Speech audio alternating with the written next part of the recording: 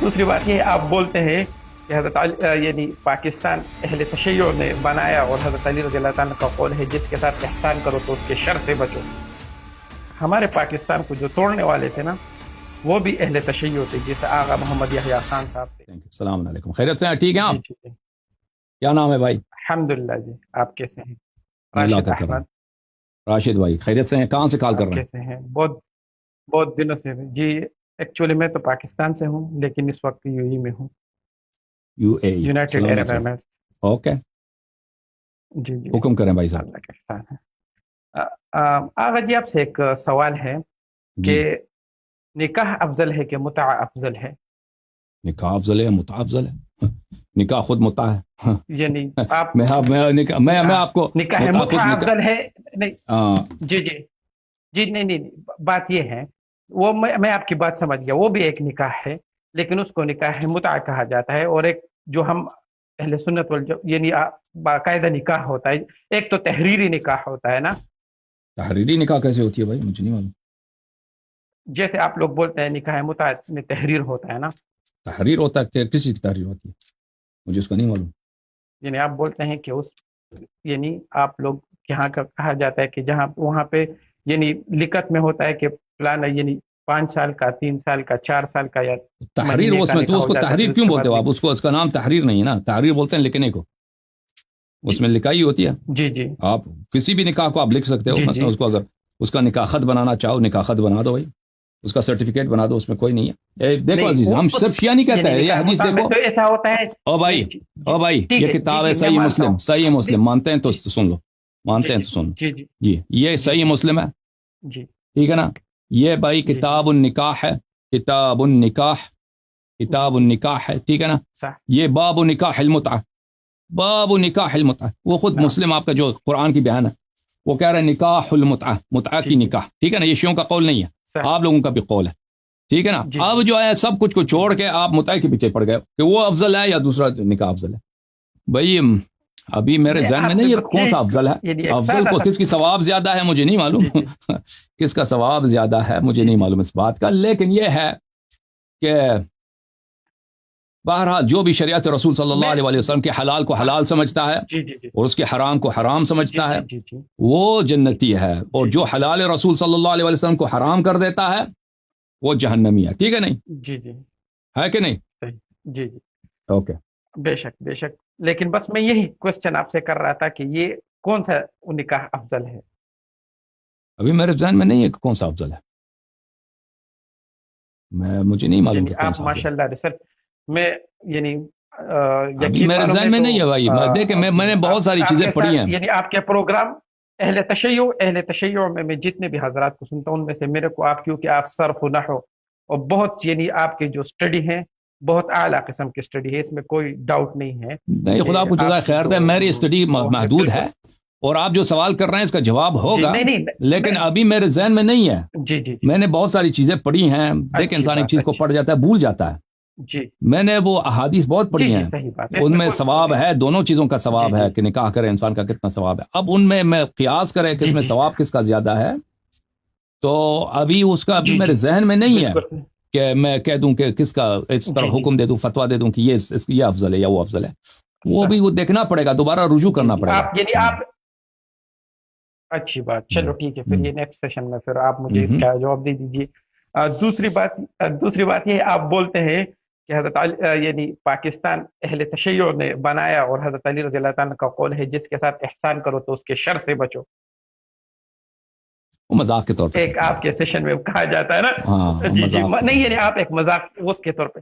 پھر اس کا ایک جواب یہ بھی ہوتا ہے علامہ صاحب کہ ہمارے پاکستان کو جو توڑنے والے تھے نا وہ بھی اہل تشیع تھے، جیسے آغا محمد یحییٰ خان صاحب تھے، یہ بھی تھے. نہیں، جو وہ پاکستان دو ٹکڑے نہیں وہ شیخ مجیب الرحمان شیعہ تھا کیا؟ جی جی مجیب الرحمان شیعہ تھا؟ نہیں شیخ مجیب الرحمان کی میں بات نہیں، اس نے کبھی بھی 2 لاکھ کی بات نہیں کی. دیکھیں 2 لاکھ کی بات دیکھیں یحییٰ خان کے زمانے میں پاکستان ٹوٹا ہے. ہمارا اس وقت یحییٰ خان کے زمانے میں پاکستان ٹوٹا ہے. جی سر بات کریں.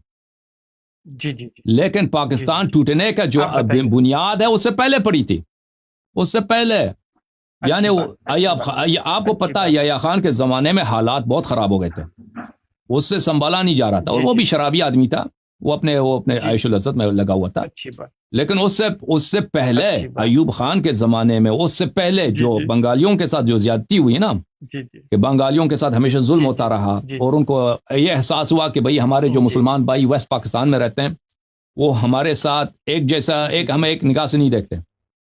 تو اس کی بنیاد تو کافی پرانا زمانے سے پڑا تھا. یہ کہنا کہ یحییٰ خان نے یہ سب کچھ کیا، ٹھیک ہے، یحییٰ خان اپنی کیا نالائقی سے ہوتا ہے نا وہ بدنام ہو جاتا ہے، جو ٹاپ پہ ہوتا ہے. بات صحیح ہے، جو ٹاپ پہ ہوتا ہے وہی. لیکن میں نہیں سمجھتا ایک شخص اس کا ذمہ دار نہیں ہے، اس کے کئی لوگ ذمہ دار ہیں. یعنی پورا سسٹم ہی خراب تھا نا، پورا سسٹم ہی کرپٹ تھا، وہ تو ہونا ہی تھا. اور دوسری بات یہ تھی کہ آغا صاحب ہم جو تھے نا، ہم جتنے بھی علماء دیوبند تھے، وہ ایکچولی جسے جمعیت علماء ہند کہا جاتا تھا، وہ پاکستان بننے کے مخالف تھے، کیونکہ دو ٹکڑے ہونے کے ہم بالکل سخت مخالف تھے ہندوستان کے. اور آج تک ہمارا نظریہ بھی یہ رہا کہ جو پاکستان بنا وہ بھی ایک سازش کے تحت بنا، کسی اس کے تحت نہیں بنا کہ جہاں پہ اسلام ہوگا اور یہاں پہ جو مذہب کے ٹیکہ دار ہوں گے اور مذہب بھی وہ ایک اسٹیٹ بن جائے گی.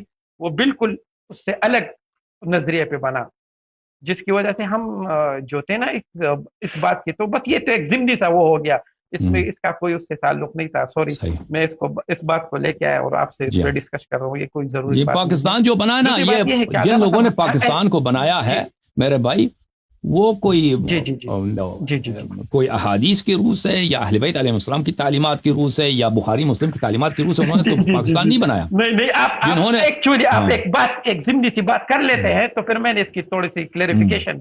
پاکستان اگر بنا، جن لوگوں نے پاکستان بنایا تھا وہ ضمانت دیکھیں نا، 1920 کے دہائی، 1910، 1920، 1930، نہیں اس سے پہلے پاکستان کے اساس اس سے پہلے جو وہ زمانہ تھا قوم پرستی کا زمانہ، شدید قوم پرستی، یورپ میں شدید قوم پرستی کا زمانہ تھا.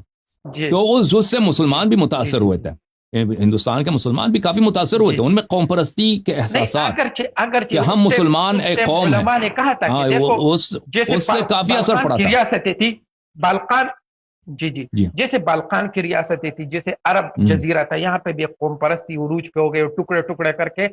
تو انہوں نے اس ٹائم بھی لوگوں نے کہا تھا کہ بھائی ایسا نہ ہو کہ ہندوستان کے ٹکڑے ہو جائے، اور جس کی وجہ سے اور وہی ہوا. آج بھی جو ہندوستان کے مسلمانوں کو تکلیف پہنچ رہی ہے، اس کی بڑی وجہ پاکستان ہے. کیونکہ اگر ایک متحدہ ہندوستان ہوتا تو شاید اتنی بڑی ظلم ہندوستان کے مسلمانوں پہ نہ ہوتا جو آج ہو رہا ہے. شاید کیونکہ اس وقت مسلمانوں کی تعداد 86 کروڑ کے قریب ہوتا ہے، کیونکہ بنگلہ دیش کی پاپولیشن پلس پاکستان کی پاپولیشن پلس انڈین مسلمز، جب ان کو انکلوڈ کر لے تو مور دین 70 کروڑ مسلمان بن جاتے ہیں. تو ہندوستان کی کتنی آبادی اب؟ اچھا علامہ صاحب چھوڑیے جی، اس وقت 26 کروڑ نہیں، ہندوستان کی ہندوستان میں بولتے ہیں تو جو فگرز بولی جاتی ہے وہ 20 ہے، لیکن عام طور پر یہ 30 کروڑ مسلمان وہاں نہیں. جو وہاں کے ہندو کتنے ہیں؟ یعنی آپ کہتے ہیں کہ اب اگر پاکستان نہ بنتا تو اب جو ہے برصغیر میں اگر ایک متحدہ برصغیر ہوتا تو اس میں مسلمانوں کی اکثریت ہوتی ہے، آپ کہتے ہیں؟